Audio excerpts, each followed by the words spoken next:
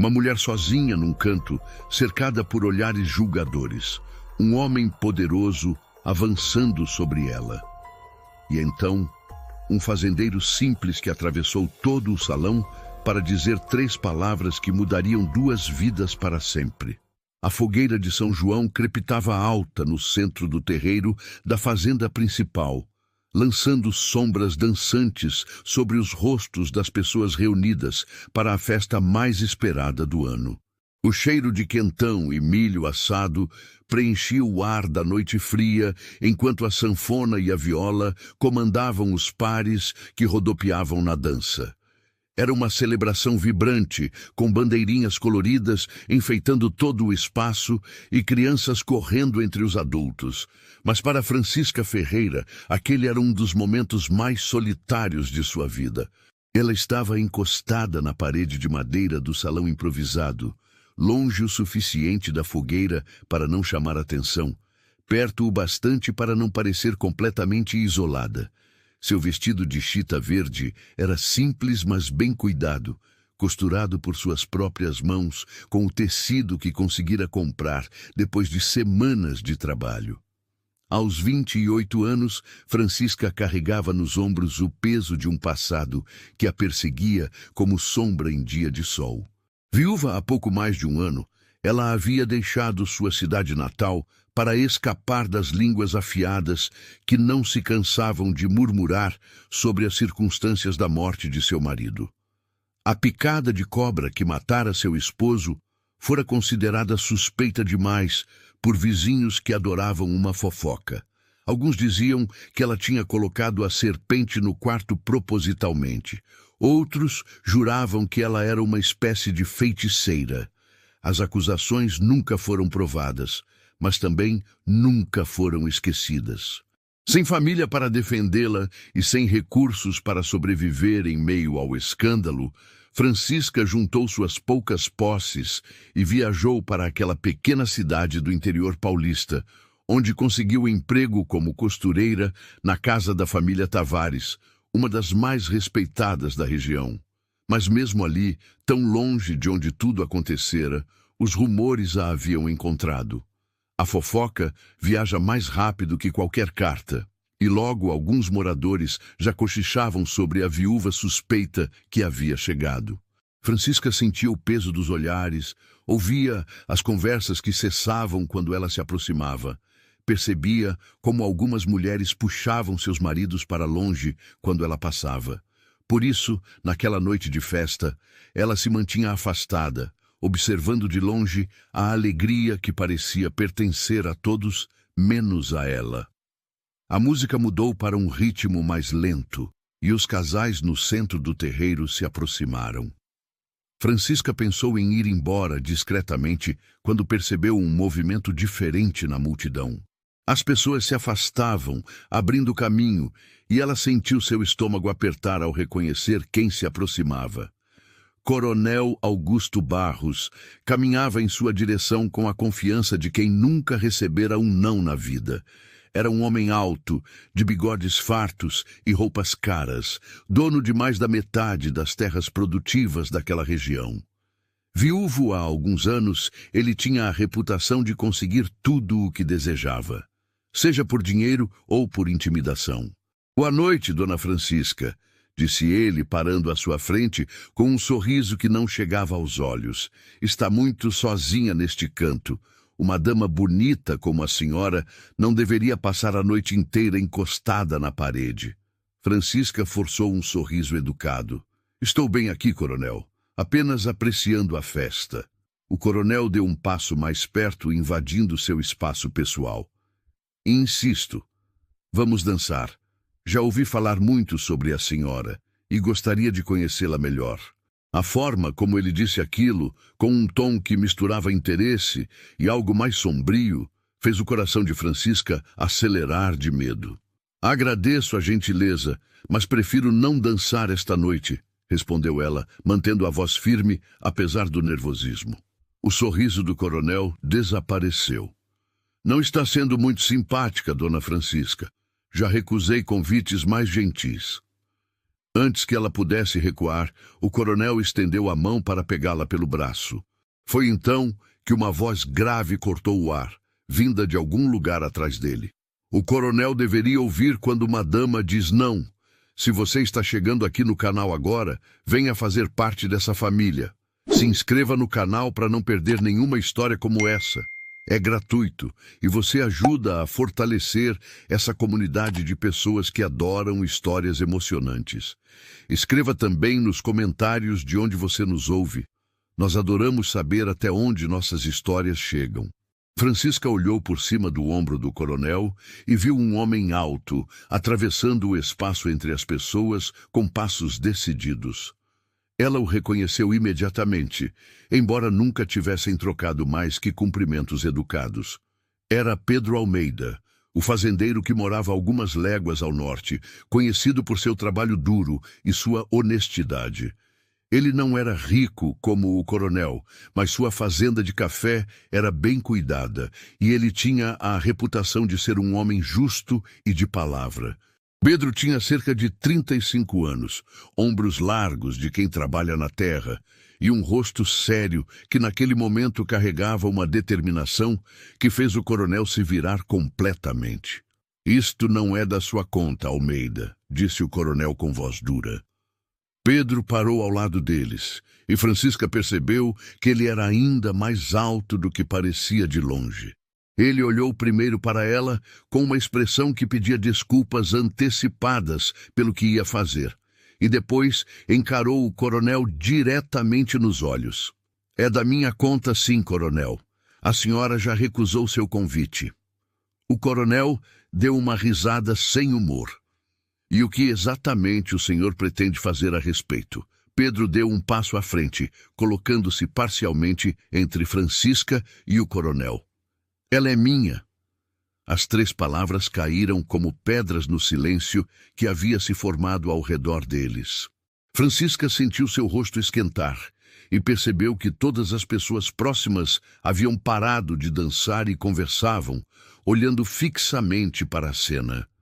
O coronel arregalou os olhos, claramente surpreso. Sua. Ele repetiu a palavra como se não acreditasse no que acabara de ouvir.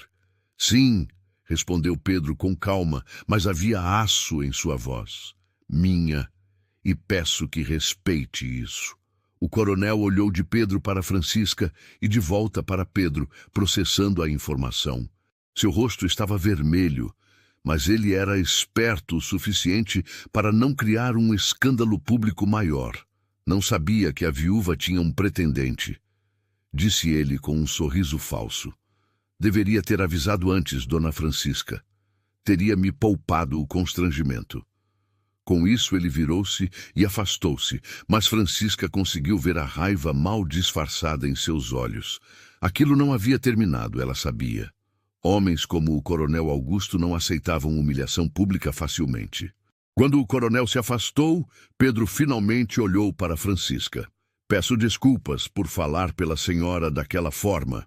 Não era meu direito, mas achei que ele aceitaria melhor se pensasse que a senhora já estava comprometida. Francisca ainda estava processando o que havia acabado de acontecer. Seu coração batia forte, mas não era apenas pelo susto. Havia algo na forma como Pedro a havia defendido, na firmeza de sua voz, ao dizer aquelas palavras que mexera com algo dentro dela. Obrigada, foi tudo o que conseguiu dizer inicialmente. Depois, recuperando a compostura, acrescentou. O senhor não precisava ter feito isso. O coronel é um homem poderoso. Pode criar problemas para o senhor. Pedro deu de ombros. Já tive problemas piores. E nenhum homem deveria forçar uma mulher a fazer algo que ela deixou claro que não quer. Ao redor deles, as pessoas começavam a voltar às suas conversas e danças. Mas Francisca percebia os olhares curiosos e os cochichos. Amanhã a cidade inteira estaria falando sobre o que tinha acontecido. Agora que eu disse aquilo na frente de todos, ele continuou, seria estranho se não dançássemos pelo menos uma música. Só para que pareça verdade. Se a senhora aceitar, claro. Francisca hesitou. Dançar com Pedro significaria dar vida àquela mentira que ele havia criado para protegê-la. Mas recusar agora faria tudo parecer ainda mais estranho. Ela assentiu levemente e Pedro ofereceu seu braço. Eles caminharam até o centro do terreiro, onde outros casais dançavam. A sanfona tocava uma valsa caipira, e Pedro colocou uma mão respeitosamente em sua cintura enquanto segurava sua mão com a outra. Ele era surpreendentemente leve nos movimentos para um homem tão grande, guiando-a pela dança com uma gentileza que contrastava com a firmeza que demonstrara momentos antes. "Eu sei quem é a senhora", Pedro disse baixinho enquanto dançavam. "Sei que trabalha como costureira para a família Tavares. E sei que há pessoas nesta cidade que gostam de falar o que não sabem." Francisca sentiu seu corpo ficar tenso. "Então o senhor ouviu as histórias sobre mim?" "Ouvi", ele admitiu. "Mas também aprendi há muito tempo que pessoas que precisam inventar histórias sobre os outros geralmente não têm nada de interessante em suas próprias vidas." Francisca olhou para ele, surpresa com a resposta. Pedro continuou. "Perdi minha mãe quando era jovem. As pessoas também inventaram histórias. Diziam que meu pai tinha sido cruel com ela, que ela havia fugido. A verdade é que ela morreu de febre, mas isso não importava. As pessoas preferem acreditar no que é mais dramático." "Sinto muito", Francisca disse sinceramente. "É difícil quando as palavras dos outros pesam mais que a verdade." A música terminou, mas em vez de se afastarem, Pedro perguntou: "A senhora vai à missa aos domingos?" Francisca assentiu. "Sempre vou. É no único lugar onde me sinto bem-vinda, mesmo que seja apenas porque a casa de Deus é para todos." "Eu também costumo ir", Pedro disse. "Talvez possamos caminhar até a praça depois do culto, só para conversar. Se o coronel vir que nossa história tem fundamento, talvez ele a deixe em paz." Francisca percebeu que aquilo fazia sentido, mas também percebeu que a ideia de passar mais tempo com Pedro não a incomodava como deveria. "Está bem", ela concordou. "Domingo, então."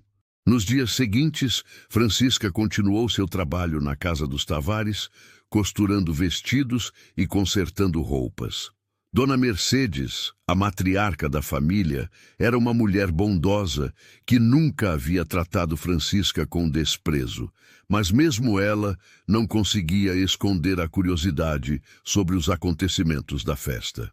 "Então é verdade que você e o Pedro Almeida estão se conhecendo?" ela perguntou enquanto Francisca ajustava a bainha de um vestido. "A notícia se espalhou rápido", Francisca comentou, evitando responder diretamente. Dona Mercedes sorriu. "Nesta cidade as notícias viajam mais rápido que o vento, mas devo dizer que fiquei feliz em ouvir. Pedro é um bom homem. Trabalhou muito para manter a fazenda que o pai deixou. Não é rico, mas é honesto. Isso vale mais que todo o dinheiro do coronel Augusto." O comentário fez Francisca levantar os olhos da costura. "A senhora não gosta do coronel?" Dona Mercedes hesitou antes de responder. "Vou ser franca com você, minha filha.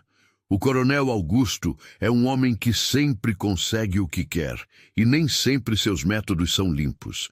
Já vi famílias perderem suas terras depois que se recusaram a vender para ele. Não posso provar nada, mas há coisas estranhas que acontecem. Cercas cortadas, gado desaparecido, incêndios misteriosos." Francisca sentiu um frio na espinha.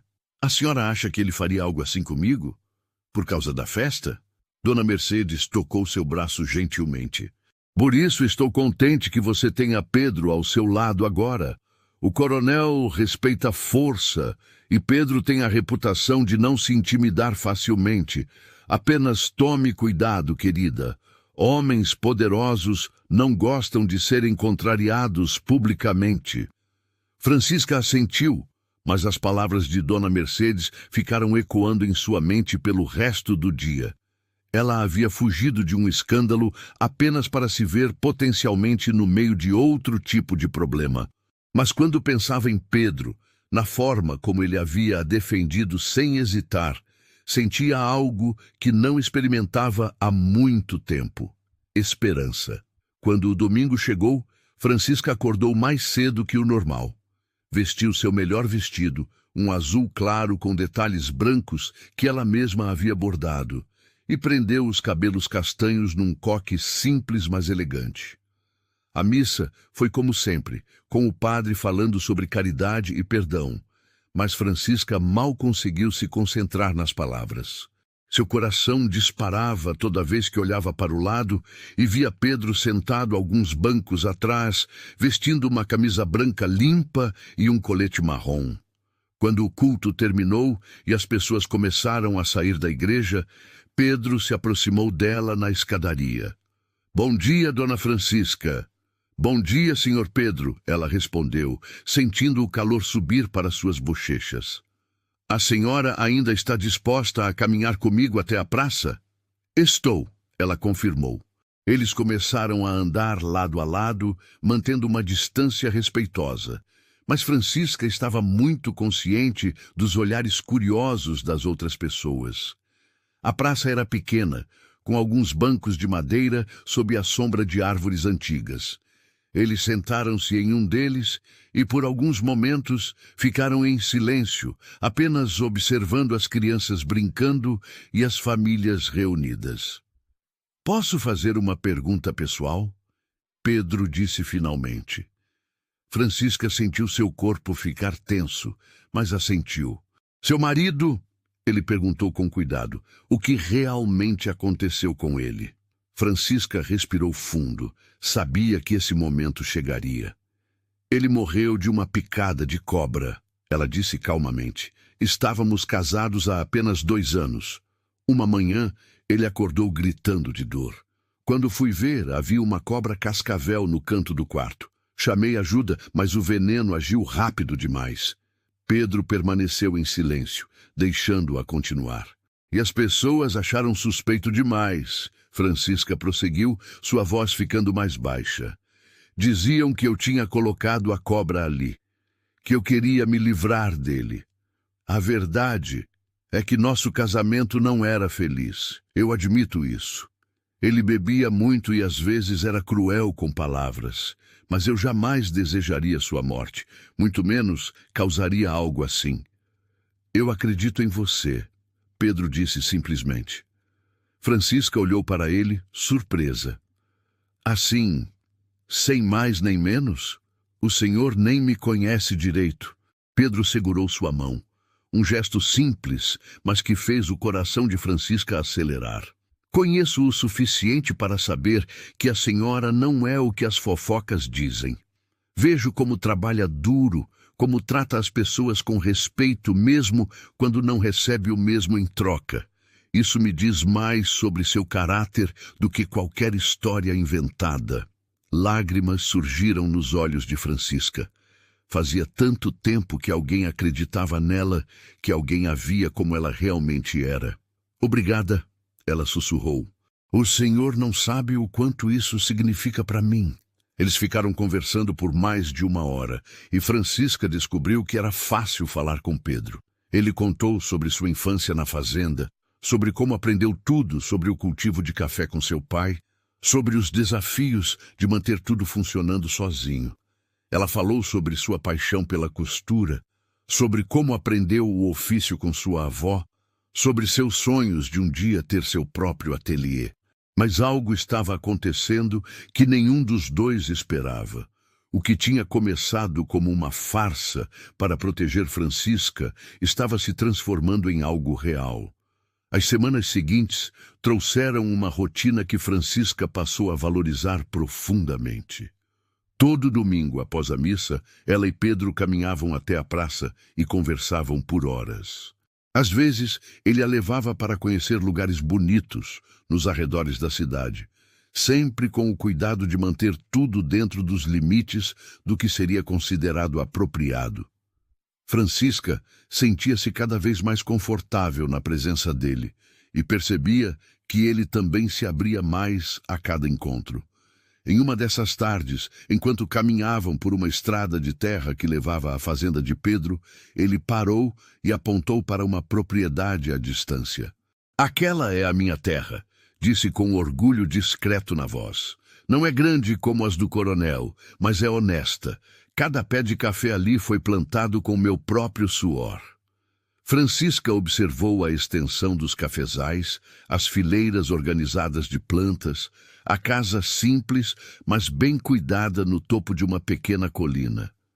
"É bonito", ela disse sinceramente. "Dá para sentir o carinho que o senhor tem por este lugar." Pedro olhou para ela com uma expressão que Francisca não conseguiu decifrar completamente. "Há muito tempo penso em compartilhar tudo isso com alguém, mas nunca encontrei a pessoa certa, até agora." O coração de Francisca disparou, mas antes que pudesse responder, eles ouviram o som de cavalos se aproximando. 3 homens surgiram na estrada, e Francisca reconheceu um deles como sendo Joaquim, um dos capangas que trabalhavam para o coronel Augusto. "Pedro", disse Joaquim parando o cavalo à frente deles. Seu tom era frio e direto. "O coronel mandou um recado para você. Ele está interessado em comprar sua propriedade. Está disposto a pagar um preço justo." Pedro cruzou os braços.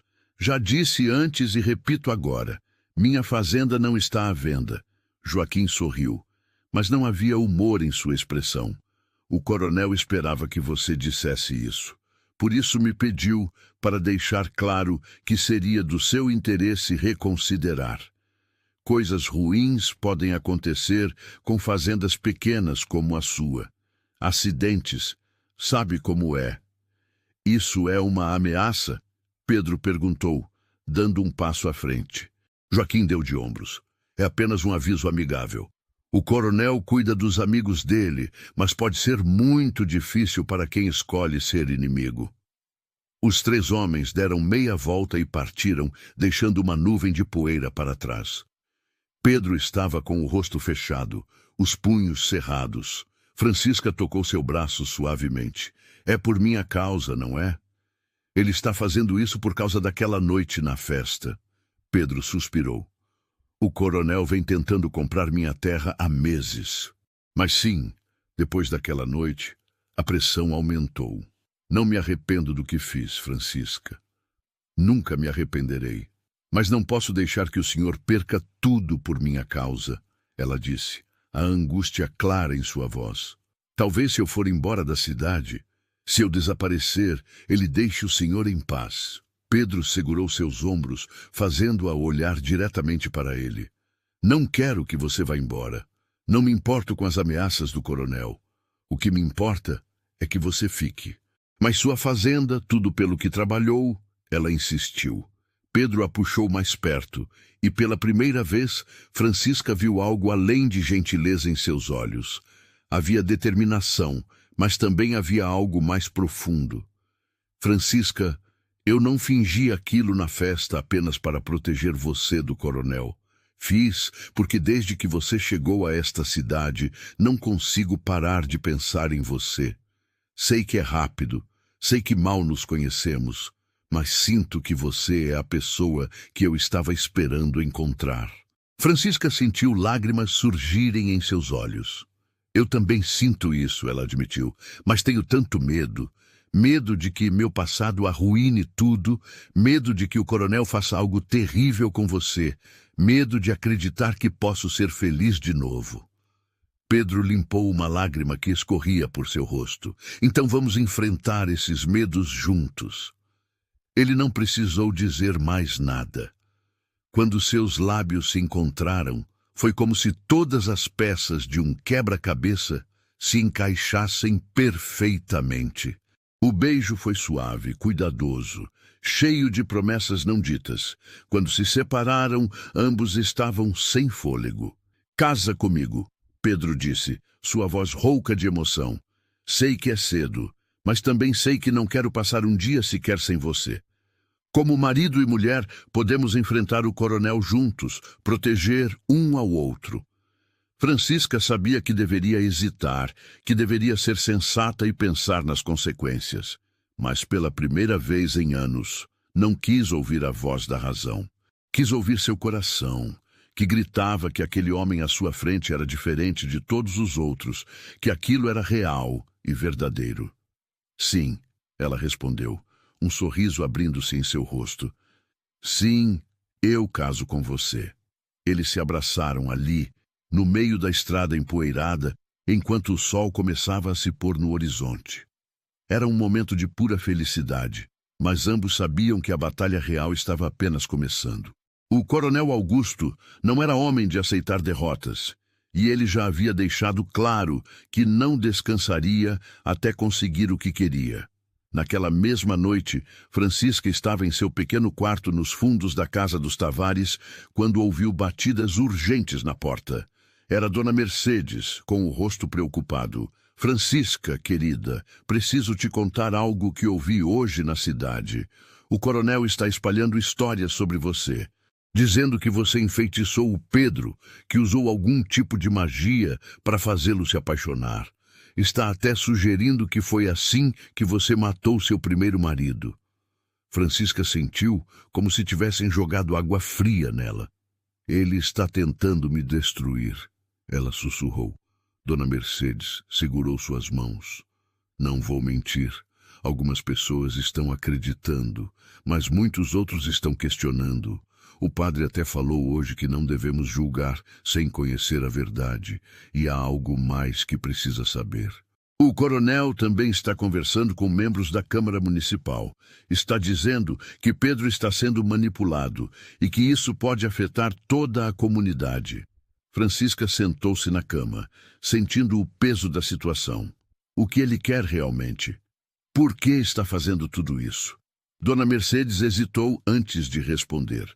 Há rumores de que o coronel tem acordos com pessoas poderosas da capital. Dizem que ele prometeu conseguir terras específicas para um projeto de expansão ferroviária. A fazenda do Pedro está bem no caminho que eles planejaram. Então isso nunca foi sobre mim, Francisca percebeu. Foi sempre sobre as terras. Eu sou apenas uma desculpa conveniente para ele usar contra Pedro. É mais complicado do que isso, Dona Mercedes explicou. O coronel é um homem orgulhoso. Você o rejeitou publicamente e Pedro o humilhou na frente de todos. Agora ele quer vingança e as terras. Duas coisas pelo preço de uma, na cabeça dele. Francisca se levantou, uma nova determinação tomando conta dela. Preciso falar com Pedro. Precisamos ter um plano. Não podemos apenas esperar o coronel continuar destruindo nossas vidas. No dia seguinte, Francisca e Pedro se encontraram na pequena igreja, onde sabiam que poderiam conversar com privacidade. Ela contou tudo o que Dona Mercedes havia dito e viu a raiva crescer no rosto dele. Ele está usando você para me atingir, Pedro disse, socando a palma da mão. Está tentando fazer parecer que sou um tolo enfeitiçado, mas não sou eu que me importa, Francisca disse. O que me importa é que ele pode tomar tudo de você. Sua fazenda, seu sustento, sua reputação. Não posso deixar isso acontecer. Pedro segurou seu rosto entre as mãos. Você não vai deixar nada acontecer porque não vai enfrentar isso sozinha. Somos um time agora. Mas o que podemos fazer contra um homem como ele? Francisca perguntou, a frustração clara em sua voz. Ele tem dinheiro, poder, influência. Pedro pensou por um momento antes de responder. Ele tem essas coisas, mas há algo que ele não tem, a verdade do lado dele. E há algo mais que ele não contava. Ele não é o único proprietário de terras sendo pressionado. Conversei com outros fazendeiros pequenos nas últimas semanas. Todos têm histórias similares. Cercas misteriosamente cortadas, gado que desaparece, incêndios que começam do nada, sempre depois de recusarem ofertas do coronel. Francisca sentiu uma faísca de esperança. Se conseguirmos provar que ele está por trás disso tudo, se conseguirmos reunir evidências, talvez possamos levá-las às autoridades. É arriscado, Pedro alertou. Se ele descobrir que estamos investigando, pode piorar as coisas. Mas ficar parados também é um risco, Francisca argumentou. E maior ainda, pelo menos assim estamos fazendo algo, lutando de volta. Pedro assentiu lentamente. Você está certa. Vou começar a conversar discretamente com os outros fazendeiros, ver se alguém tem provas concretas. Documentos, testemunhas, qualquer coisa que possamos usar. E quanto ao casamento? Francisca perguntou. Ainda quer se casar comigo no meio de tudo isso? Pedro sorriu, e foi o primeiro sorriso verdadeiro que ela vira nele desde o encontro com os capangas do coronel. Especialmente no meio de tudo isso. Na verdade, acho que devemos fazer isso o mais rápido possível. Como marido e mulher, é mais difícil para ele nos separar ou intimidar. E, além disso, ele acrescentou, puxando-a para um abraço. Eu não quero esperar nem mais um dia para começar nossa vida juntos. Os preparativos para o casamento foram simples, mas significativos. Francisca costurou seu próprio vestido de noiva, um modelo discreto em tecido branco, com detalhes delicados bordados à mão. Dona Mercedes insistiu em emprestar seu véu, o mesmo que havia usado em seu próprio casamento décadas atrás. O padre concordou em realizar a cerimônia numa manhã de sábado, com apenas algumas poucas pessoas presentes como testemunhas.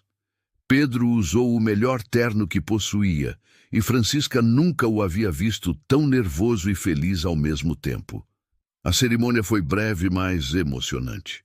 Quando o padre perguntou se Pedro aceitava Francisca como esposa, sua resposta foi firme e clara. Aceito e prometo protegê-la, honrá-la e amá-la todos os dias da minha vida. Quando foi a vez de Francisca, ela olhou nos olhos de Pedro e viu seu futuro refletido ali. Aceito e prometo estar ao seu lado nas alegrias e nas dificuldades, como parceira e companheira fiel.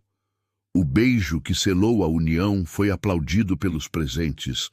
E pela primeira vez, desde que chegara àquela cidade, Francisca sentiu que realmente pertencia a algum lugar.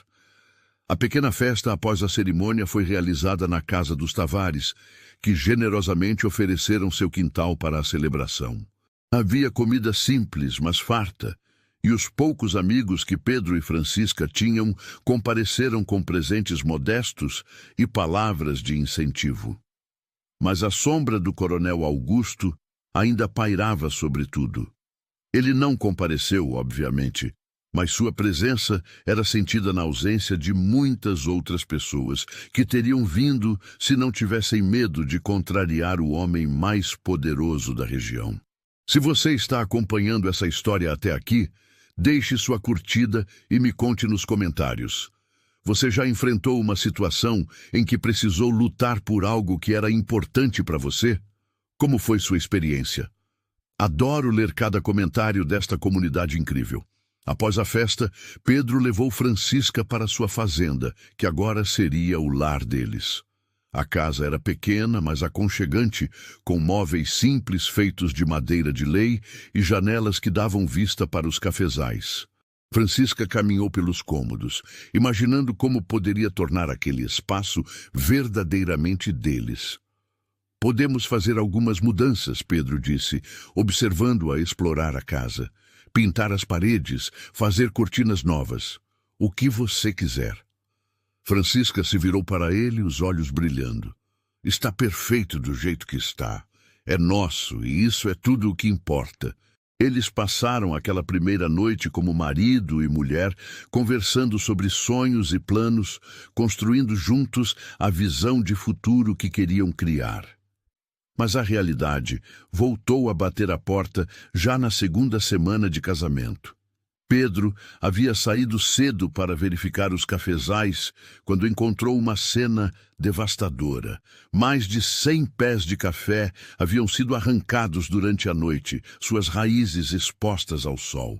Era um trabalho que levaria meses para ser recuperado, e a perda financeira seria significativa. Francisca estava preparando o almoço quando o viu voltar, o rosto marcado pela raiva e frustração. O que aconteceu? Ela perguntou, já sabendo que eram más notícias. Foi o coronel, Pedro disse, jogando o chapéu sobre a mesa.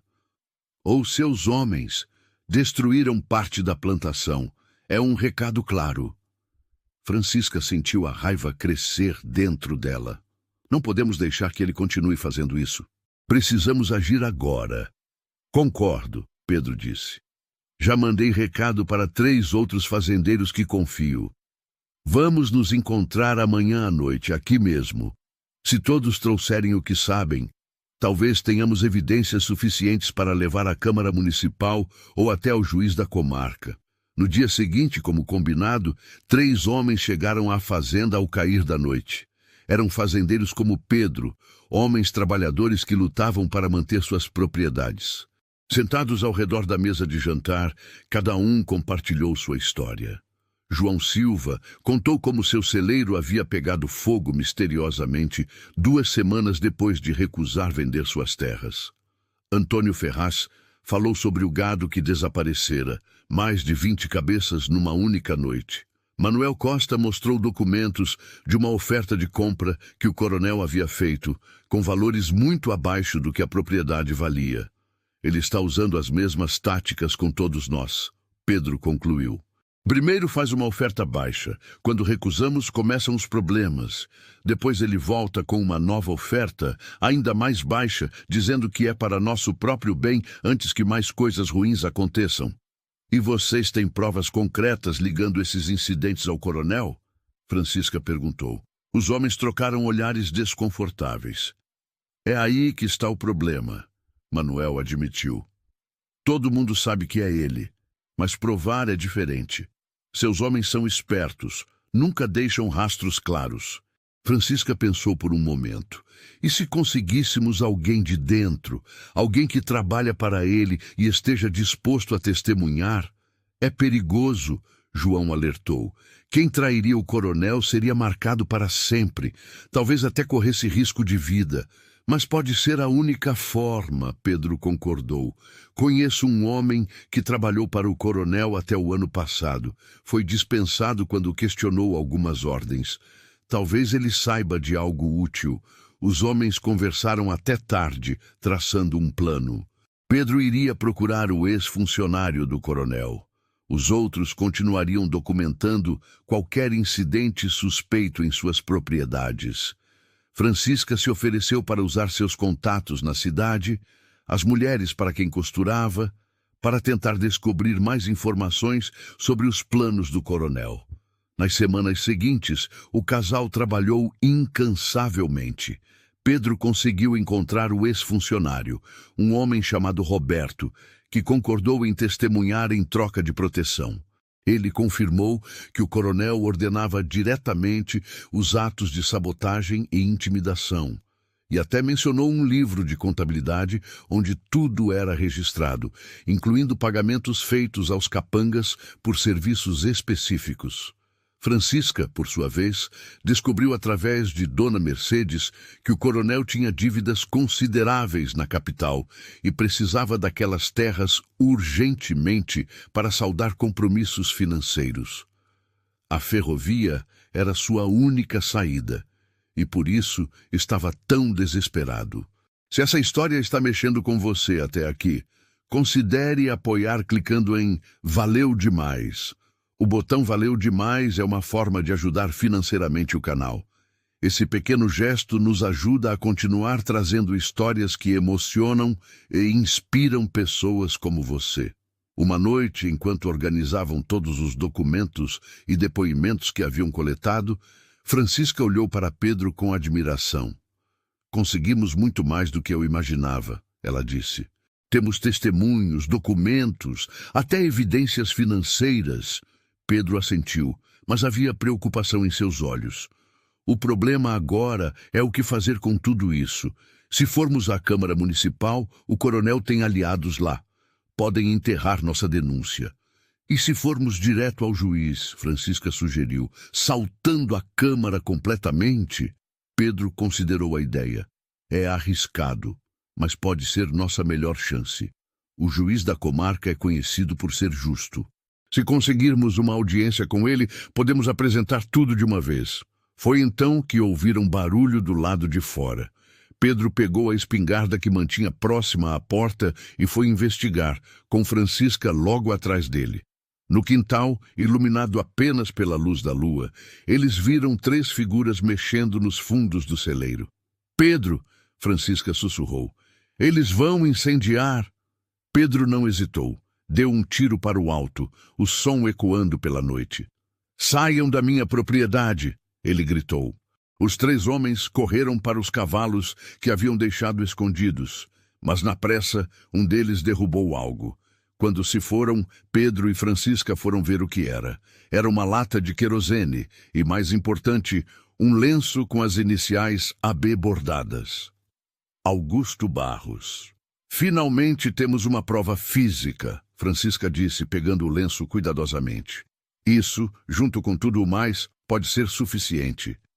Pedro abraçou sua esposa, sentindo uma mistura de alívio e apreensão. "Amanhã mesmo vamos à cidade vizinha falar com o juiz. Não podemos esperar mais, ou da próxima vez eles podem voltar e fazer pior." Francisca concordou, mas ambos sabiam que o confronto final estava se aproximando. O coronel não aceitaria ser desafiado sem lutar de volta, e eles precisariam estar preparados para as consequências. Na manhã seguinte, antes mesmo do sol nascer completamente, Pedro e Francisca partiram para a cidade vizinha, onde o juiz da comarca mantinha seu escritório. Levaram consigo todos os documentos, depoimentos e a prova física do lenço. A viagem de carroça levou quase 3 horas, e durante todo o trajeto, Francisca não conseguia parar de pensar no que estava por vir. "Estamos fazendo a coisa certa", Pedro disse, como se lesse seus pensamentos. "Não podemos viver com medo para sempre." "Eu sei", ela respondeu. "Mas também sei que homens como o coronel não aceitam perder facilmente. Quando isso se tornar público, ele vai querer vingança." Pedro segurou sua mão. "Por isso precisamos garantir que quando ele tentar algo, as autoridades já estejam do nosso lado." Quando chegaram ao escritório do juiz, foram recebidos por um escrevente que inicialmente disse que o juiz estava ocupado demais para recebê-los sem agendamento prévio. Mas quando Pedro mencionou que se tratava de denúncias graves contra um proprietário de terras influente, o escrevente hesitou e foi consultar seu superior. Minutos depois, eles foram conduzidos a uma sala onde o juiz Henrique Moreira os aguardava. Era um homem de meia idade, com cabelos grisalhos e olhar penetrante que avaliava tudo ao seu redor. "Sentem-se, por favor", o juiz Henrique disse, apontando para as cadeiras à frente de sua mesa. "Meu escrevente mencionou que trazem denúncias graves. Expliquem-me a situação." Pedro começou a falar, contando toda a história desde a festa junina até os incêndios, o gado desaparecido, os cafezais destruídos. Francisca complementou com os detalhes sobre as intimidações e as ofertas forçadas de compra.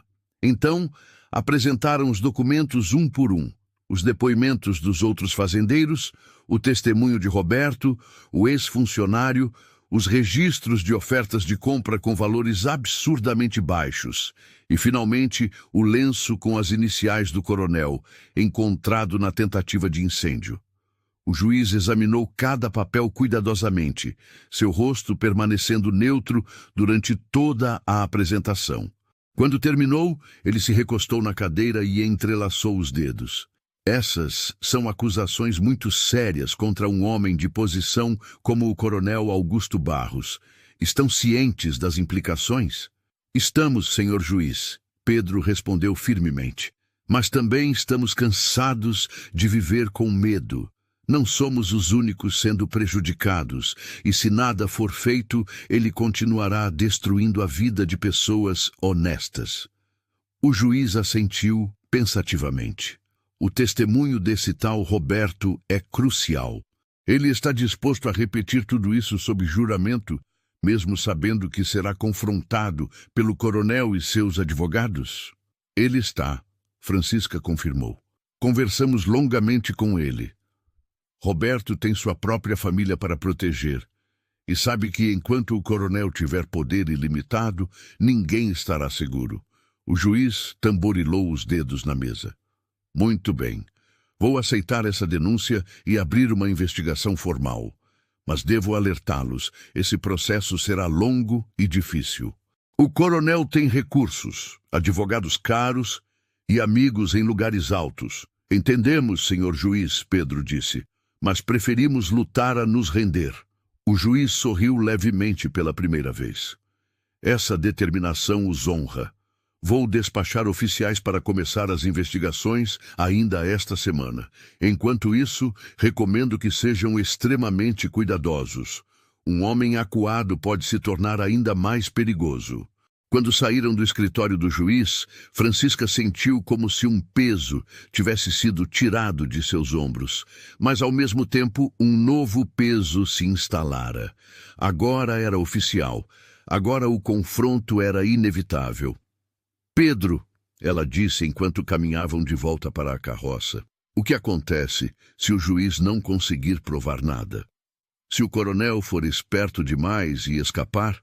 Então pelo menos tentamos, Pedro respondeu. E mesmo que ele escape desta vez, agora há um registro oficial. Outros que sofrerem nas mãos dele terão nossa denúncia como precedente. Não lutamos apenas por nós, mas por todos que virão depois. Francisca olhou para o homem que havia se tornado seu marido e sentiu o coração transbordar de amor e admiração. Como consegui tanta sorte de encontrar você? Pedro parou e a puxou para um abraço ali mesmo, no meio da rua. A sorte foi minha, Francisca. Você me deu coragem para fazer o que é certo, mesmo quando é difícil. A viagem de volta para casa foi mais tranquila. Mas ambos permaneceram alertas. Sabiam que a notícia da denúncia chegaria aos ouvidos do coronel rapidamente. Pequenas cidades não guardavam segredos por muito tempo. E estavam certos. Na manhã seguinte, enquanto Francisca preparava o café, ouviram cavalos se aproximando rapidamente. Pedro pegou a espingarda, mas quando olharam pela janela, viram que não eram os capangas do coronel. Era o padre da igreja, acompanhado de Dona Mercedes e mais 3 moradores respeitados da cidade. Padre Antônio desmontou e caminhou até a porta, seu rosto mostrando preocupação. Pedro, Francisca, preciso falar com vocês. É urgente. Eles convidaram o grupo para entrar, e todos se acomodaram na pequena sala. O padre limpou a garganta antes de falar. A notícia da denúncia ao juiz se espalhou pela cidade. O coronel está furioso, como podem imaginar. Ele convocou uma reunião extraordinária da Câmara Municipal para hoje à tarde, alegando que precisa tratar de assuntos urgentes relacionados ao desenvolvimento da região. Dona Mercedes pegou a mão de Francisca. Querida, ele está dizendo que vocês são agitadores, que estão inventando histórias para prejudicá-lo porque têm inveja de seu sucesso. Algumas pessoas estão acreditando, mas muitas outras não. Um dos homens, Sr. Tavares, marido de Dona Mercedes, interveio. Nós viemos aqui para oferecer nosso apoio. Não somos os únicos. Há pelo menos 20 famílias que sabem a verdade sobre o coronel e estão dispostas a ficar do lado de vocês. Francisca sentiu lágrimas de gratidão nos olhos. Isso significa muito para nós. Não sabíamos se teríamos algum apoio da comunidade. O padre se inclinou para a frente. Há algo mais que precisam saber. O coronel está planejando fazer uma proposta na Câmara hoje. Ele quer que a comunidade vote para expulsá-los da região, alegando que são uma influência negativa. É absurdo, mas ele tem aliados no conselho que podem apoiá-lo. Então precisamos estar lá, Pedro disse imediatamente. Precisamos nos defender. Exatamente o que eu pensei, o padre concordou. Por isso vim avisá-los. A reunião é às 3h. Sugiro que cheguem cedo e tragam todos os que estiverem dispostos a testemunhar a favor de vocês. Será um confronto público, e quanto mais vozes estiverem ao seu lado, melhor. Após o grupo partir, Francisca e Pedro passaram as horas seguintes se preparando. Organizaram cópias de todos os documentos que haviam mostrado ao juiz, prepararam seus argumentos e enviaram recados para os fazendeiros que haviam se unido a eles. Quando chegou a hora de partir para a cidade, um pequeno comboio se formou. Eram 7 carroças ao todo, cada uma carregando famílias que haviam sofrido nas mãos do coronel. A Câmara Municipal estava lotada quando chegaram. O coronel Augusto já estava lá, vestido com seu melhor terno, cercado por seus advogados e aliados. Quando viu Pedro e Francisca entrarem, seguidos por tantas pessoas, seu rosto ficou vermelho de raiva. A reunião foi aberta pelo presidente da Câmara, um homem chamado Sebastião, que todos sabiam ser amigo próximo do coronel. Estamos aqui hoje para tratar de um assunto delicado que afeta toda a nossa comunidade, ele começou. O coronel Augusto trouxe à nossa atenção preocupações sobre certos indivíduos que estão espalhando mentiras e causando discórdia. O coronel se levantou, sua voz ecoando pelo salão. Senhores e senhoras, vim a esta Câmara como um homem de negócios respeitável que sempre contribuiu para o crescimento desta região.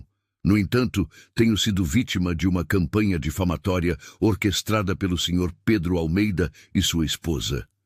Ele apontou diretamente para o casal. Eles foram ao juiz da comarca com acusações ridículas, baseadas em boatos e testemunhos de pessoas descontentes. Estão tentando manchar minha reputação porque se recusam a aceitar que nem todas as propriedades são viáveis a longo prazo. Ofereci comprar terras por preços justos, apenas para ser acusado de crimes que nunca cometi. Pedro se levantou, sua voz calma, mas firme, cortando através do burburinho. Coronel, o senhor fala de preços justos, mas todos aqui sabem que suas ofertas eram uma fração do valor real das propriedades. E quanto aos incêndios misteriosos, o gado que desaparece, os cafezais destruídos, tudo isso acontece apenas com aqueles que recusam suas ofertas. Isso não é coincidência. Prove, o coronel desafiou. Mostre uma única prova concreta que me ligue a qualquer desses incidentes. Foi então que Francisca se levantou, segurando o lenço com as iniciais bordadas. Esta é uma prova concreta, coronel. Este lenço foi encontrado na minha propriedade na noite em que homens tentaram incendiar nosso celeiro. Tem suas iniciais bordadas. Como explica isso? O coronel empalideceu por um momento, mas rapidamente se recuperou. Isso não prova nada. Qualquer um poderia ter pegado um lenço meu. Tenho dezenas deles. Pode ter sido plantado ali por vocês mesmos para me incriminar. Mas havia nervosismo em sua voz que não passou despercebido. João Silva se levantou. Eu também tenho algo a dizer. Meu celeiro foi incendiado 3 dias depois de recusar vender minhas terras ao coronel. Um dos homens que vi fugindo tinha uma cicatriz distintiva no rosto. O mesmo homem que vi várias vezes na companhia do coronel. Antônio Ferraz também se levantou, e eu posso confirmar que recebi ameaças diretas. Um dos capangas do coronel me disse, e cito, que seria mais saudável para minha família se eu aceitasse a oferta antes que acidentes começassem a acontecer. Uma semana depois, 20 cabeças do meu gado desapareceram. Um por um, mais fazendeiros e moradores se levantaram, cada um compartilhando sua história. O clima no salão mudou visivelmente. Pessoas que haviam chegado neutras ou até mesmo favoráveis ao coronel começavam a murmurar entre si, questionando. O coronel tentou retomar o controle. Tudo isso são histórias ensaiadas, ele gritou. Eles se juntaram contra mim porque querem impedir o progresso. A ferrovia trará empregos e prosperidade para esta região, mas eles preferem manter tudo atrasado por causa de sentimentalismos tolos sobre terras que mal conseguem cultivar. Foi então que uma voz inesperada se fez ouvir. Roberto, o ex-funcionário, entrou no salão. Todas as cabeças se viraram. Eu trabalhei para o coronel por 5 anos. Roberto disse alto e claro. E posso testemunhar sob juramento que tudo o que está sendo dito aqui é verdade. Eu mesmo recebi ordens diretas para intimidar proprietários.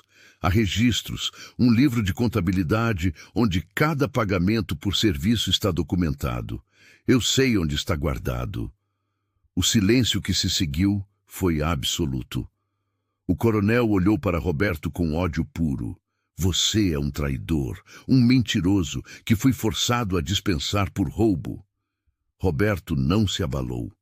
Fui dispensado porque me recusei a incendiar a casa de uma família com crianças pequenas.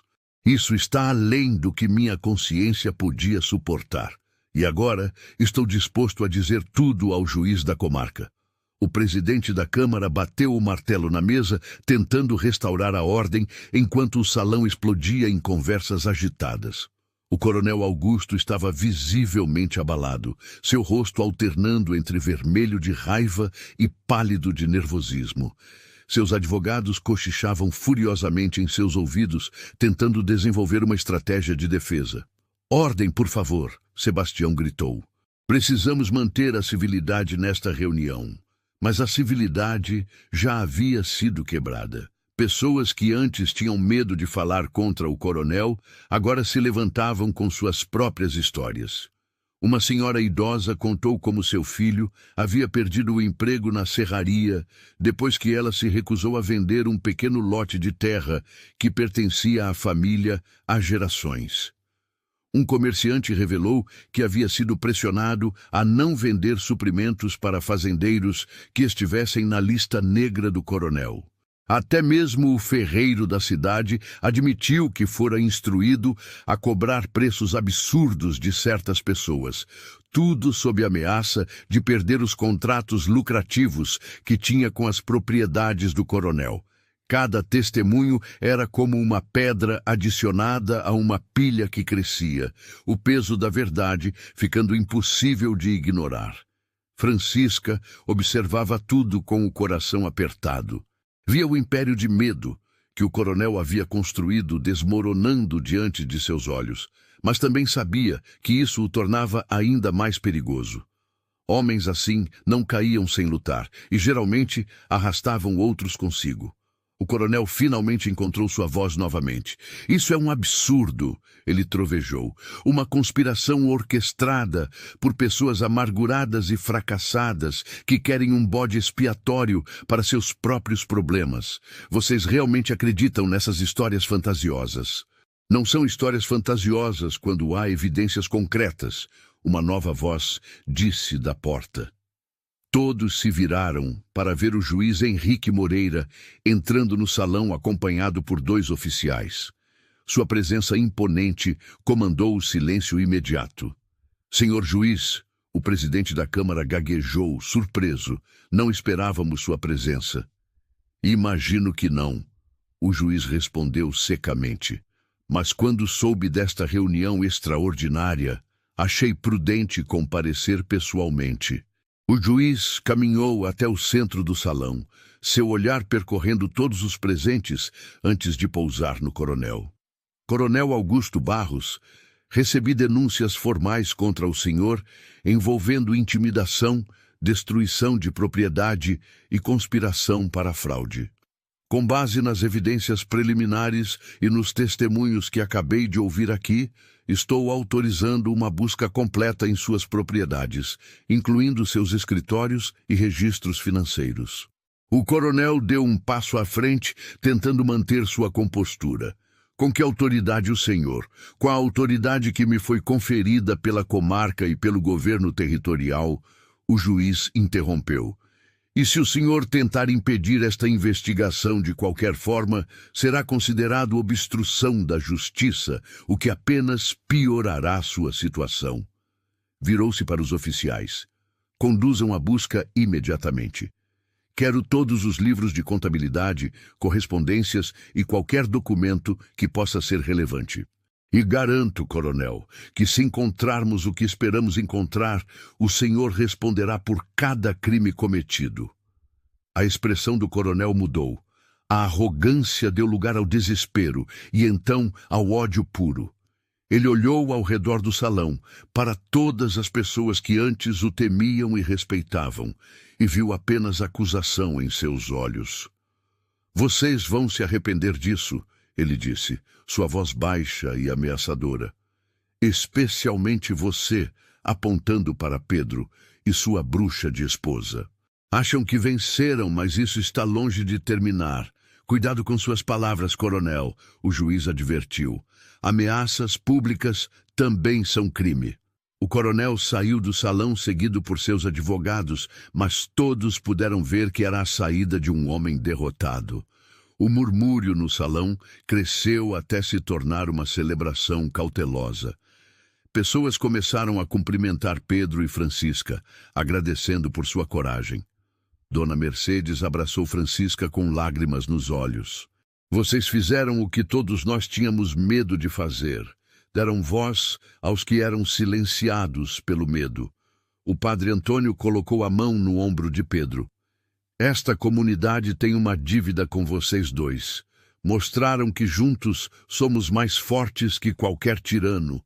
Não importa quanto dinheiro ou poder ele tenha, mas Francisca não conseguia relaxar completamente.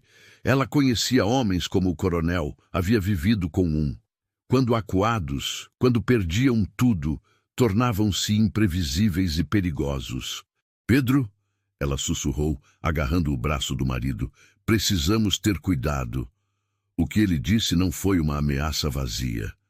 Pedro assentiu, compartilhando sua preocupação. Vamos pedir para alguns dos homens ficarem de guarda na fazenda por alguns dias, até que a situação se acalme completamente. Nas noites seguintes, enquanto os oficiais do juiz vasculhavam as propriedades do coronel, Pedro e Francisca mal conseguiam dormir.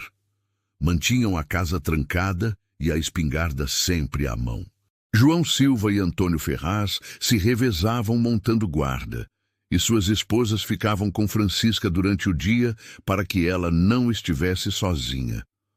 Foi na terceira noite após a reunião da Câmara que tudo chegou ao clímax. Francisca acordou com Pedro sacudindo seu ombro suavemente. Tem alguém lá fora, ele sussurrou. Vi movimentos perto do celeiro. Ela sentou-se imediatamente, o coração disparando. Quantos? Não sei ao certo. Pelo menos 3 ou 4. Pedro já estava vestindo as calças e pegando a espingarda. Fique aqui dentro e tranque a porta. Se algo acontecer, corre para a casa do João. Está a apenas 10 minutos daqui. Não vou deixar você enfrentar isso sozinho, Francisca disse, levantando-se também. Pedro segurou seu rosto entre as mãos. Por favor, meu amor, preciso saber que você está segura. Não posso me concentrar lá fora se estiver preocupado com você aqui dentro. Francisca queria discutir, mas viu a lógica em suas palavras. Está bem, mas tome cuidado. Prometa que vai voltar para mim. Prometo. Ele beijou sua testa e saiu pela porta dos fundos, movendo-se silenciosamente pela escuridão. Francisca trancou a porta como instruído e foi até a janela, tentando ver o que estava acontecendo. A lua estava parcialmente coberta por nuvens, tornando difícil distinguir formas na escuridão. Então ela viu sombras movendo-se perto do celeiro, carregando o que pareciam ser tochas. Iam incendiar tudo. O som de um tiro rompeu o silêncio da noite, e Francisca teve que morder a mão para não gritar. Mas tiros se seguiram, vindos de direções diferentes. João e Antônio deviam ter ouvido e vindo ajudar. Ela viu figuras correndo, ouviu gritos e então o som inconfundível de cavalos galopando. Os invasores estavam fugindo. Francisca correu para a porta, destrancando-a e saindo para o quintal. "Pedro!" ela gritou. "Pedro, onde você está? Estou aqui!" A voz dele veio da direção do celeiro. "Estou bem!" Ela correu em direção à voz e o encontrou junto com João e Antônio, todos ilesos, mas claramente abalados. "Conseguimos afugentá-los", João disse, mas um deles deixou algo cair. Antônio segurava uma tocha apagada e algo mais. Era uma carta, dobrada e lacrada com o selo do coronel. Pedro a abriu e leu à luz da lanterna que João segurava. Seu rosto ficou cada vez mais sério. "O que diz?" Francisca perguntou, temendo a resposta. "É uma ordem", Pedro disse, sua voz tensa, escrita e assinada pelo coronel. "Ordena a destruição completa desta propriedade", e ele hesitou, "e a eliminação de qualquer obstáculo." "Isso é uma ordem de morte", Antônio disse, chocado. "Ele ordenou que matassem vocês." Francisca sentiu suas pernas fraquejarem, mas Pedro assegurou. "Isso é tudo de que precisávamos", ele disse, uma nova determinação em sua voz. "Esta carta é a prova definitiva. Não são mais apenas testemunhos ou evidências circunstanciais. É uma ordem de assassinato escrita e assinada por ele." "Precisamos levar isso ao juiz agora", João disse. "Esta mesma noite. Não podemos esperar até amanhã." Os 4 concordaram, e deixando Antônio para guardar a propriedade, Pedro, Francisca e João montaram seus cavalos e galoparam através da noite até a cidade vizinha, onde o juiz residia. Chegaram pouco antes do amanhecer, e o escrevente do juiz inicialmente resistiu a acordá-lo, mas quando soube da urgência, cedeu. O juiz Henrique apareceu minutos depois, vestindo um robe, mas totalmente alerta quando viu seus rostos. "O que aconteceu?" "Houve outra tentativa de incêndio", Pedro explicou. "Mas desta vez, um dos homens deixou cair isto." Ele entregou a carta ao juiz. O juiz leu o documento e Francisca viu sua expressão endurecer. "Isto é condenação direta", ele disse. "Com isto e as evidências que já coletamos em suas propriedades, incluindo o livro de contabilidade que Roberto mencionou, temos mais que suficiente para prendê-lo." Ele se virou para seu escrevente. "Acorde os oficiais imediatamente. Vamos emitir um mandado de prisão para o coronel Augusto Barros por múltiplas acusações, incluindo tentativa de homicídio, destruição de propriedade, extorsão e intimidação. Quero que ele seja preso antes do meio-dia." "Senhor juiz", João disse hesitante, "o coronel é um homem poderoso. Ele pode tentar fugir se souber que estamos vindo." O juiz sorriu sem humor.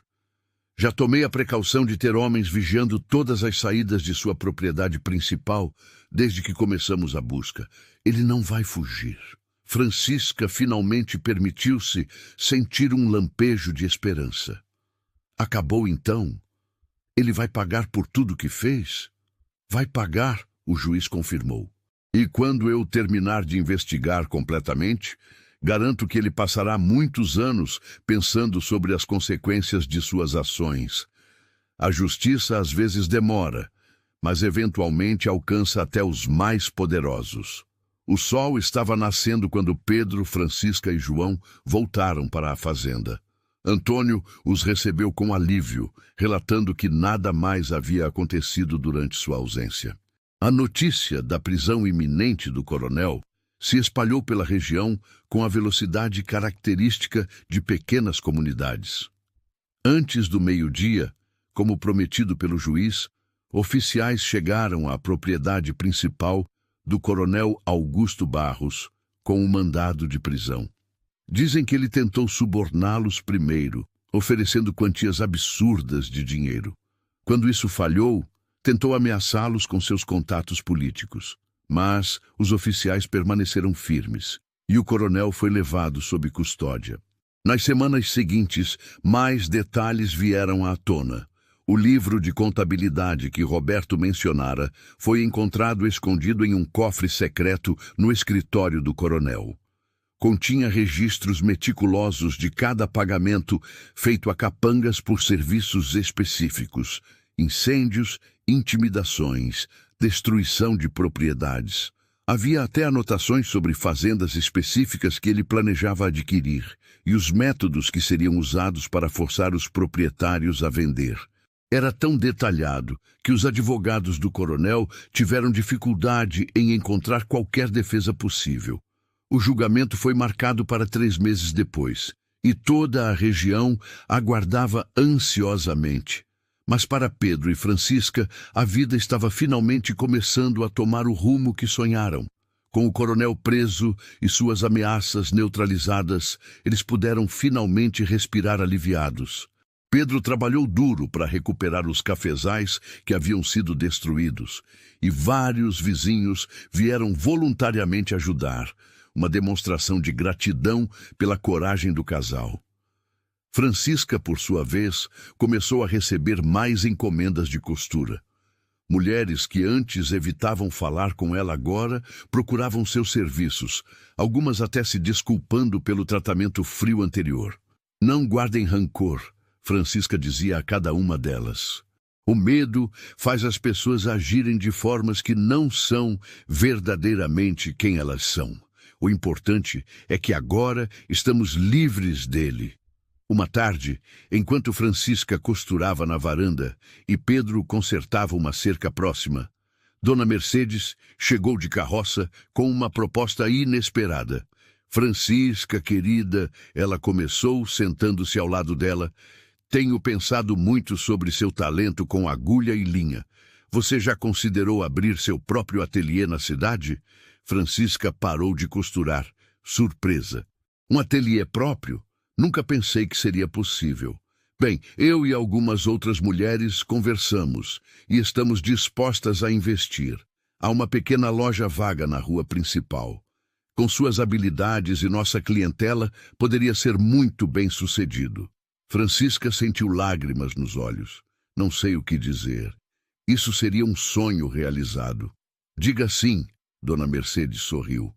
Você merece isso, querida. Depois de tudo que enfrentou, merece ver seus sonhos se tornarem realidade. Francisca olhou para Pedro, que havia parado de trabalhar e vinha caminhando em direção a elas. O que você acha?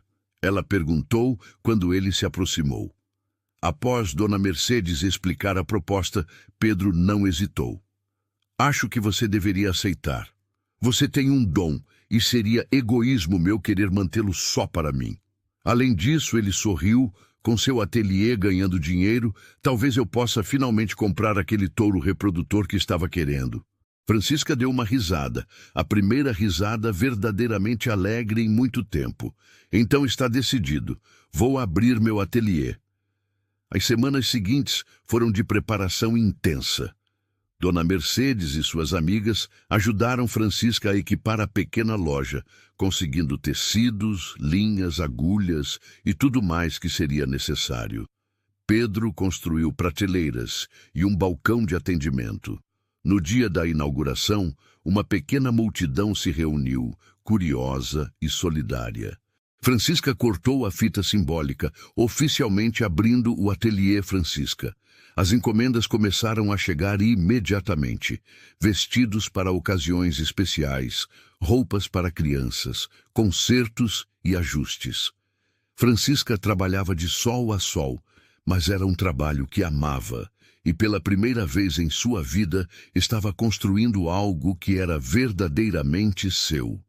Pedro continuava cuidando da fazenda, e nas noites eles se reuniam em casa, compartilhando as histórias do dia, fazendo planos para o futuro.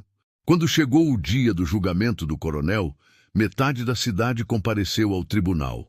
O caso foi apresentado com precisão devastadora pelo promotor público. Testemunha após testemunha subiu ao banco, contando suas histórias. O livro de contabilidade foi apresentado como evidência. A carta com a ordem de destruição e morte foi lida em voz alta. Os advogados do coronel tentaram argumentar que seu cliente estava sendo perseguido por ciúme e inveja, que era um homem de negócios legítimo sendo atacado por concorrentes menores. Mas as evidências eram esmagadoras demais. Até mesmo o júri, composto por homens da região que inicialmente poderiam ter sido simpáticos a um fazendeiro rico, não pôde ignorar a verdade diante de seus olhos. O julgamento durou 5 dias. Na manhã do 6º dia, o júri retornou com seu veredicto. Culpado em todas as acusações, o juiz Henrique, mantendo sua expressão séria, proferiu a sentença. Coronel Augusto Barros, Você abusou de seu poder e posição para aterrorizar pessoas honestas. Usou violência, intimidação e fraude para expandir seus interesses às custas de outros. Este tribunal o condena a 15 anos de prisão com trabalhos forçados. Adicionalmente, todas as suas propriedades serão confiscadas e vendidas em leilão público, com os recursos sendo usados para compensar suas vítimas. O coronel, que durante todo o julgamento mantivera uma expressão de arrogância, finalmente desmoronou. Quando foi levado para fora do tribunal, ele parecia ter envelhecido 10 anos. Francisca, sentada ao lado de Pedro na galeria, não sentiu triunfo, apenas um profundo alívio. Acabou, ela sussurrou. Realmente acabou. Pedro segurou sua mão. Sim, meu amor. Agora podemos finalmente viver nossas vidas em paz.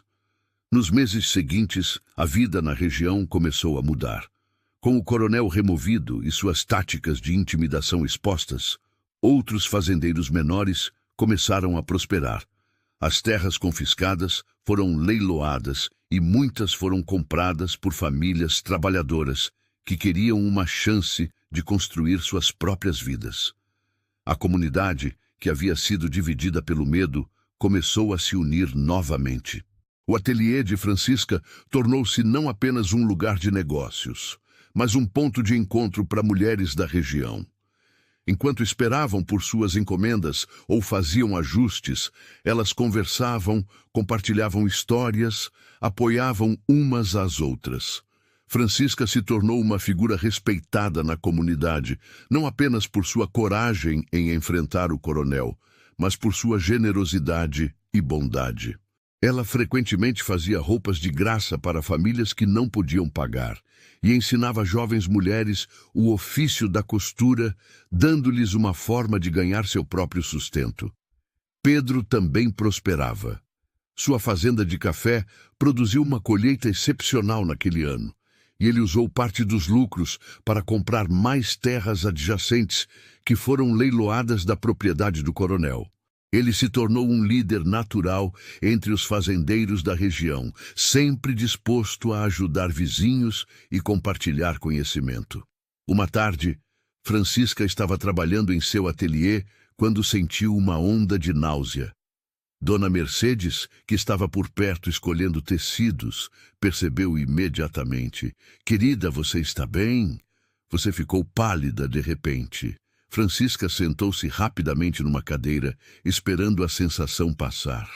Deve ser algo que comi no café da manhã, ela disse, mas Dona Mercedes tinha um sorriso conhecedor no rosto. Ou talvez seja algo mais especial, ela sugeriu gentilmente. Quando foi sua última vez? Francisca parou para pensar e percebeu, com um choque de surpresa e alegria, que estava atrasada há mais de um mês. Seus olhos se arregalaram quando o entendimento chegou. Você acha que eu poderia estar?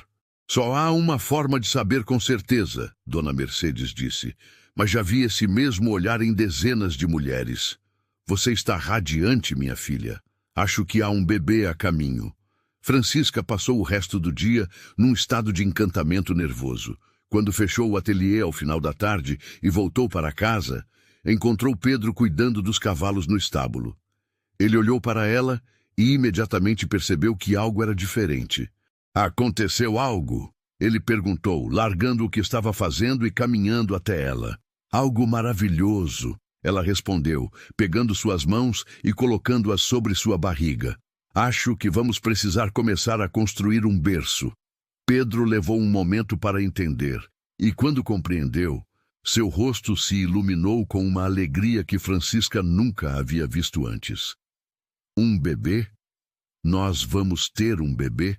Ela assentiu, lágrimas de felicidade escorrendo por seu rosto. Vamos ter um filho, Pedro. Nossa família está crescendo. Ele a pegou nos braços e a girou, ambos rindo e chorando ao mesmo tempo. Quando finalmente a colocou no chão, ele ajoelhou-se e beijou suavemente sua barriga.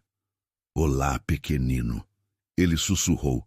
Seu pai está aqui e prometo cuidar de você e de sua mãe pelo resto da minha vida. Francisca passou os dedos pelos cabelos dele, seu coração tão cheio de amor que parecia que ia explodir. Nos meses seguintes, enquanto sua barriga crescia, Francisca continuou trabalhando no ateliê, embora Dona Mercedes e outras amigas insistissem que ela deveria descansar mais. Pedro tornou-se ainda mais protetor, constantemente preocupado com seu bem-estar. Ele construiu um berço de madeira com suas próprias mãos, entalhando pequenos desenhos de flores e pássaros nas laterais. A notícia da gravidez se espalhou pela comunidade, e as pessoas reagiram com genuína alegria. Mulheres apareciam no ateliê com presentes feitos à mão, cobertores de crochê, roupinhas de bebê, chocalhos de madeira. Era como se o bebê que estava por vir pertencesse não apenas a Pedro e Francisca, mas a toda a comunidade que havia lutado junta pela liberdade. Quando os primeiros sinais do parto começaram numa manhã fria, Pedro correu para buscar a parteira, Dona Josefa, a mulher mais experiente da região em trazer bebês ao mundo. O trabalho de parto durou quase um dia inteiro, com Pedro andando nervosamente do lado de fora do quarto, enquanto Dona Mercedes e outras mulheres ajudavam dentro. Finalmente, quando o sol começava a se pôr, o choro forte de um recém-nascido encheu a casa. "É um menino", Dona Josefa anunciou abrindo a porta. "Um menino saudável e forte." "Pode entrar, papai." Pedro entrou no quarto com as pernas trêmulas e viu Francisca recostada na cama, exausta mas radiante, segurando um pequeno embrulho nos braços. Quando ele se aproximou e viu o rosto de seu filho pela primeira vez, lágrimas começaram a correr livremente por suas bochechas. "Ele é perfeito", Pedro sussurrou, tocando delicadamente a bochecha do bebê. "É a coisa mais bonita que já vi." "Quer segurá-lo?" Francisca perguntou, estendendo o bebê para ele. Com cuidado extremo, Pedro pegou seu filho nos braços, maravilhado com o quanto ele era pequeno e ao mesmo tempo perfeito. "Como vamos chamá-lo?" Francisca perguntou. Pedro olhou para ela e então de volta para o bebê. "Que tal, Miguel? Foi o nome do meu pai. Ele teria amado conhecer seu neto." "Miguel", Francisca repetiu, sorrindo. "Miguel Almeida. É perfeito." Nos dias seguintes, a casa foi invadida por visitantes trazendo comida, presentes e congratulações. O padre veio benzê-lo. Dona Mercedes trouxe uma cesta cheia de suprimentos. Até o juiz Henrique fez uma visita rápida, presenteando o bebê com uma bíblia familiar onde poderia ser registrada a árvore genealógica. A vida estabeleceu-se em uma nova rotina. Francisca reduziu suas horas no ateliê para cuidar de Miguel, mas continuou trabalhando algumas horas por dia, muitas vezes com o bebê dormindo num berço portátil ao seu lado. Pedro equilibrava o trabalho na fazenda com momentos de paternidade, e os vizinhos frequentemente o viam caminhando pelos cafezais com Miguel amarrado ao peito num pano, o bebê observando tudo com olhos curiosos. À noite, os três se reuniam na varanda. Pedro e Francisca conversando sobre o dia, enquanto Miguel dormia entre eles. Eram momentos de paz profunda, tão diferentes dos tempos de medo e incerteza que haviam vivido não muito tempo atrás. Quando Miguel completou 6 meses, a comunidade organizou uma festa de celebração, que foi também uma forma de comemorar tudo o que haviam conquistado juntos. Foi realizada na praça da cidade, com música, comida e danças. Francisca, segurando Miguel no colo, olhou ao redor e viu tantos rostos amigos, pessoas que haviam se tornado sua família escolhida. "Você já pensou", ela disse a Pedro enquanto dançavam devagar com o bebê entre eles, "que há pouco mais de 1 ano eu estava sozinha naquela festa, sem saber se teria um futuro aqui? E agora olhe para nós", Pedro disse, beijando sua testa. "Uma família, um negócio próspero, amigos verdadeiros. Às vezes ainda não consigo acreditar." Francisca olhou para os olhos dele, aqueles mesmos olhos que a haviam defendido quando ela mais precisava. "Você sabe o que mais me surpreende?" Ela perguntou. O quê? Que aquelas 3 palavras que você disse naquela noite, ela é minha, começaram como uma mentira para me proteger, mas se tornaram a verdade mais bonita da minha vida. Eu sou sua, Pedro, e você é meu, e juntos construímos algo que ninguém pode nos tirar. Os anos seguintes trouxeram mais mudanças e crescimento. Miguel cresceu forte e saudável, um menino curioso que adorava seguir o pai pelos cafezais e assistir a mãe costurar no ateliê. Quando ele tinha 3 anos, Francisca descobriu que estava esperando outro bebê. Desta vez, uma menina que eles chamaram de Rosa, em homenagem à avó de Francisca que lhe havia ensinado a costurar. O ateliê de Francisca se expandiu e ela precisou contratar 2 ajudantes para dar conta de todas as encomendas. Tornou-se conhecido não apenas na região, mas em cidades vizinhas, com pessoas viajando horas para ter um vestido feito por ela. Mas Francisca nunca perdeu seu toque pessoal, sempre conversando com cada cliente, entendendo suas necessidades e sonhos. A fazenda de Pedro também prosperou. Ele introduziu novas técnicas de cultivo que aprendera com fazendeiros de outras regiões, e sua produção de café tornou-se uma das melhores da área. Mas mais importante que o sucesso financeiro era o respeito que conquistara. Jovens fazendeiros vinham pedir seus conselhos, e ele sempre recebia todos com paciência e generosidade, nunca esquecendo dos dias difíceis que havia enfrentado. A comunidade como um todo havia mudado. Com o exemplo de coragem de Pedro e Francisca, outras pessoas aprenderam a não aceitar injustiças silenciosamente. Formou-se uma cooperativa de pequenos fazendeiros que trabalhavam juntos para conseguir melhores preços e condições. Um fundo comunitário foi estabelecido para ajudar famílias em dificuldades, garantindo que ninguém fosse forçado a vender suas terras por desespero. Quanto ao coronel Augusto, cumpria sua sentença em silêncio. Ocasionalmente chegavam notícias de que estava trabalhando nas obras públicas, um homem quebrado que havia perdido tudo por sua ganância e crueldade. Alguns diziam que estava diferente, mais humilde, talvez até arrependido.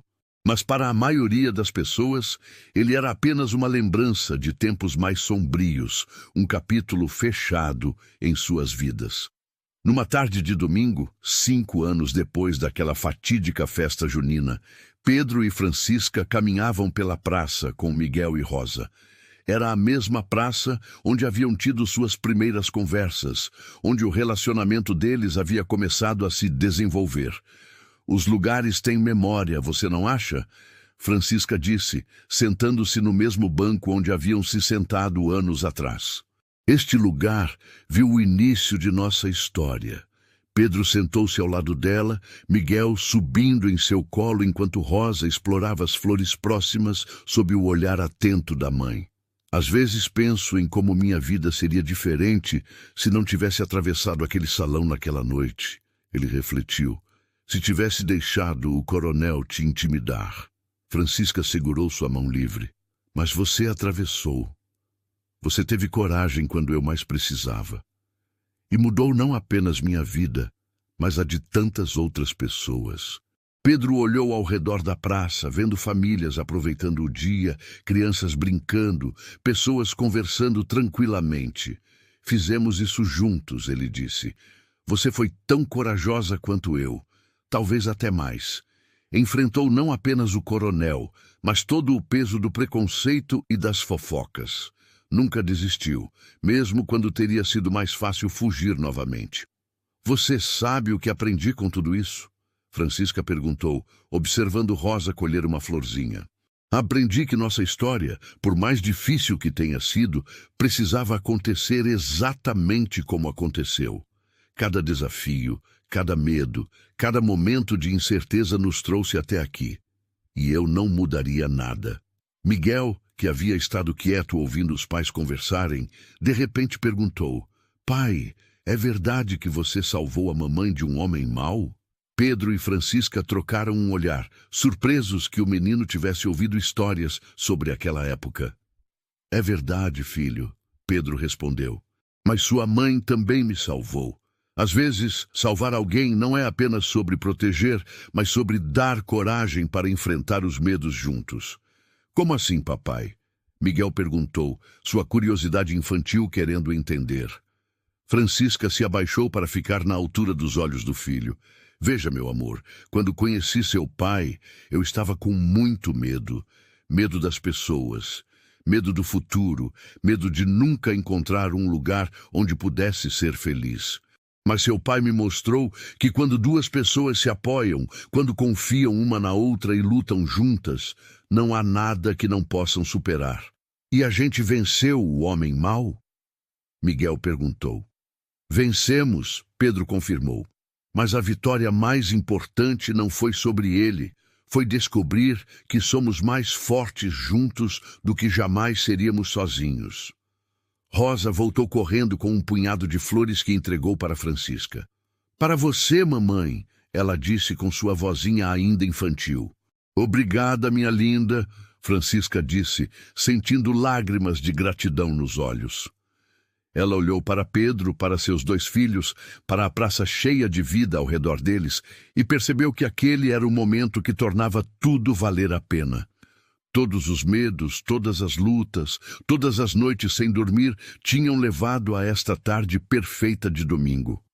Enquanto voltavam para casa, a pequena família de 4 pessoas, Francisca pensou em quantas vezes havia duvidado que a felicidade fosse possível para ela.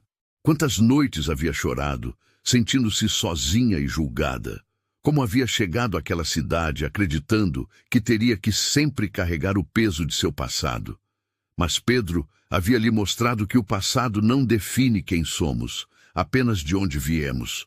Juntos, eles haviam construído um futuro que nenhum dos dois poderia ter imaginado sozinho. Naquela noite, depois de colocarem as crianças para dormir, Pedro e Francisca sentaram-se na varanda como faziam todas as noites. As estrelas brilhavam intensamente no céu limpo e o som dos grilos enchia o ar. Você sabe, Pedro disse quebrando o silêncio confortável, ainda me lembro exatamente de como me senti quando atravessei aquele salão em direção a você. Meu coração batia tão forte que pensei que todos podiam ouvir. Francisca sorriu, e eu me lembro de como fiquei surpresa. Você era praticamente um estranho, mas de alguma forma soube que podia confiar em você. Acha que foi destino? Ele perguntou. Que estávamos destinados a nos encontrar daquela forma? Francisca pensou por um momento antes de responder. Não sei se acredito em destino, mas acredito em escolhas. Você escolheu me defender. Eu escolhi confiar em você. Nós escolhemos lutar juntos em vez de desistir. E cada escolha nos trouxe até aqui. Pedro puxou-a para mais perto, e ela apoiou a cabeça em seu ombro. Em todos esses anos, eu nunca me arrependi nem por um segundo de ter dito aquelas palavras. Ele murmurou. Ela é minha. Porque você é, Francisca. Hoje, amanhã e sempre. E você é meu, ela respondeu. Meu parceiro, meu amor, meu lar. A brisa noturna trouxe o aroma dos cafezais maduros, misturado com o perfume das flores que Francisca havia plantado ao redor da casa. Era o cheiro de casa, de pertencimento, de uma vida construída com amor e trabalho duro. Dentro da casa, eles podiam ouvir os suaves roncos de Miguel e os pequenos suspiros de Rosa dormindo. Eram os sons de uma família, de um futuro cheio de promessas. Francisca pensou em todas as mulheres que vinham ao seu ateliê, cada uma com sua própria história, seus próprios desafios. Ela sempre tentava oferecer não apenas roupas bonitas, mas também palavras de encorajamento, lembrando-as de que mereciam respeito e felicidade. Era sua forma de retribuir tudo o que havia recebido, de garantir que outras mulheres não se sentissem tão sozinhas como ela uma vez se sentiu.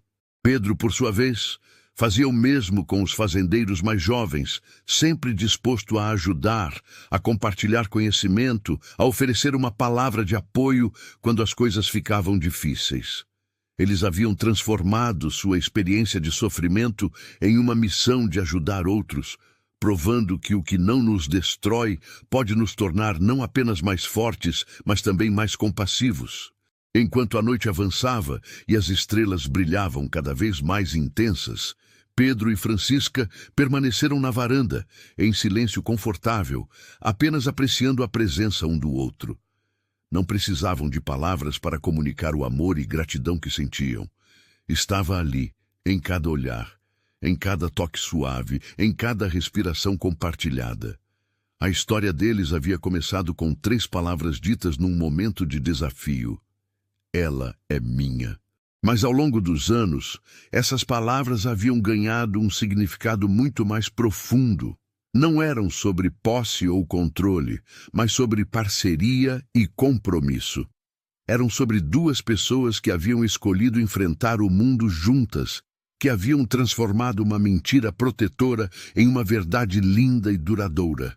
E enquanto a lua subia no céu, iluminando os cafezais e a pequena casa onde uma família dormia em paz, ficava claro que aquela não era apenas a história de como um homem salvou uma mulher ou de como venceram um vilão poderoso.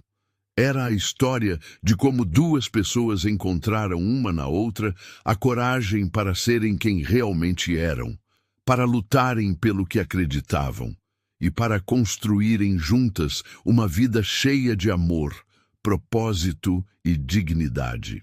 Era a história de como o amor verdadeiro não é apenas sobre grandes gestos românticos, mas sobre escolher ficar, escolher lutar, escolher construir algo bonito, mesmo quando o mundo tenta destruí-lo. E essa era uma história que valeria ser contada por gerações, inspirando outros a terem coragem, a defenderem o que é certo e a nunca desistirem da esperança de que dias melhores sempre são possíveis quando enfrentamos nossos desafios de mãos dadas com quem amamos. E assim chegamos ao final de mais uma história que nos faz refletir sobre coragem e amor verdadeiro. Se você não é inscrito ainda, se inscreva no canal para não perder nenhuma história como essa. E deixe aqui nos comentários. Essa história te fez lembrar de algum momento da sua vida em que precisou ser corajoso? Compartilha com a gente, porque histórias assim precisam ser contadas e ouvidas. Muito obrigado por estar aqui comigo e ser parte desta comunidade especial que cresce todos os dias. Você é muito importante para este canal. Até nosso próximo encontro.